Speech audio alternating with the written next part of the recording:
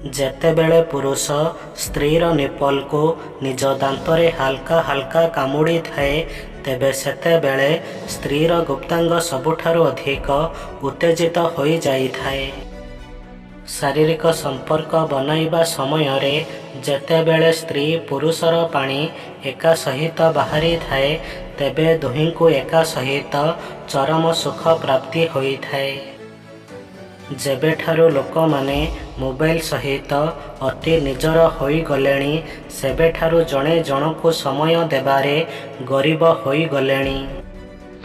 ସମୟର ଚକ୍ର ବହୁତ ଜୋରରେ ଚାଲିଥାଏ। ଏଥିପାଇଁ ନା ବଳର ଅହଙ୍କାର କରନ୍ତୁ ନା ଧନର। ଯଦି କରିବା ସମୟରେ ଆପଣଙ୍କର ଜଲ୍ଦି ଢିଲା ପଡ଼ିଯାଉଛି, ତେବେ ଏହି ଘରୋଇ ଉପାୟ ଆପଣାନ୍ତୁ। ଗୋଟିଏ କାକୁଡ଼ି, ଗୋଟିଏ ମିଡ଼ିୟମ୍ ସାଇଜର ପିଆଜ ଓ 3ରୁ 4ଟି ରସୁଣ ଫଡ଼ାକୁ ନେଇ ଭଲ ଭାବରେ ଛୋଟ ଛୋଟ ଖଣ୍ଡ କରି କାଟି ନିଅନ୍ତୁ। ଏହାପରେ 200 ମିଲିଲିଟର ପାଣି ଦେଇ ଏସବୁକୁ ଗ୍ରାଇଣ୍ଡିଂ କରି ନିଅନ୍ତୁ।